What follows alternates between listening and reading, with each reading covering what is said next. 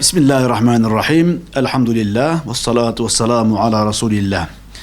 Peygamber aleyhissalatu vesselamın Allah'ım Recep ve Şaban'ı hakkımıza mübarek eyle ve bizleri Ramazan'a kavuştur diye dua ettiği bir mevsimin içerisindeyiz. Ve mübarek 3 ayların ikincisi olan Şaban-ı Şerif'e girmiş bulunmaktayız.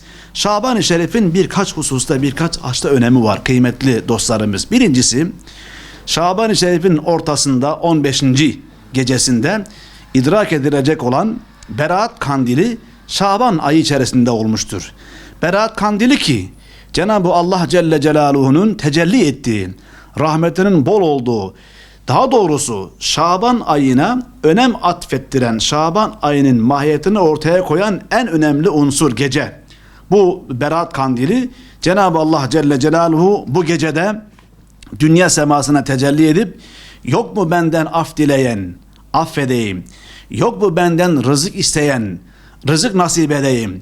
Yok mu bir derde müptela olup da derdini bana arz eden, derdine çözüm bulayım deyip de kullarına lütufta bulunduğu, ihsanda bulunduğu bir gecedir.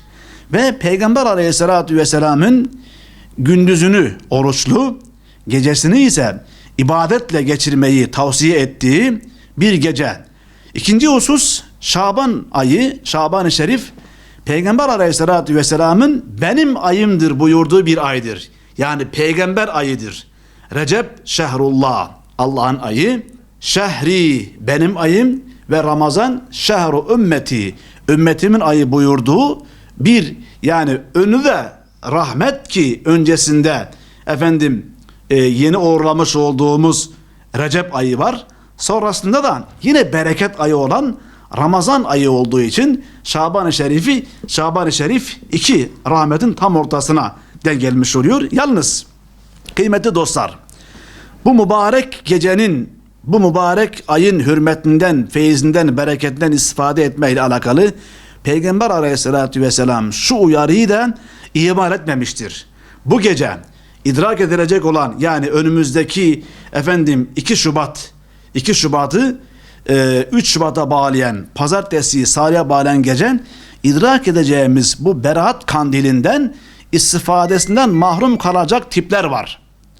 Bunlar, Allah cümlemizi muhafaza eylesin, şirke bulaşanlar, anne babasına asi olanlar ve kindarlar, kinciler. Bu 3 özelliğin Cenab-ı Allah cümlemizi muhafaza eylesin. Bunların bu gecenin feyzinden mahrum kalacağına dair Peygamber aleyhissalatü vesselamın bizlere uyarısı var. Recep-i Şerif'i önemli kılan bir diğer husus kıymetli dostlarımız, kıble, bizim şu anda yönelmiş olduğumuz kıble, Kabe-i Muazzama'ya yönelmemiz, Mescid-i Aksa'dan Mescid-i Haram'a kıblenin değiştirmesiyle ilgili ayet-i kerime bu ayda nazil olmuştur. Bakara suresinin 144. ayet-i kerimesi Şaban ayında nazil olmuştur ve diğer bir özelliği ise, diğer bir önemi ise bu idrak ettiğimiz Şaban ayının oruç ibadeti, Ramazan ayında tutmakla mükellef olduğumuz oruç ibadetinin farziyeti bu ayda nazil olmuştur. Cenab-ı Allah Celle Celaluhu hem geride bırakmış olduğumuz Recep ayımızı, hem idrak ettiğimiz Şaban ayımızı, hem de ömür verirse şayet kavuşacağımız Ramazan ayımızı cümlemiz hakkında, ümmeti Muhammed hakkında hayırlı mübarek eylesin inşallah.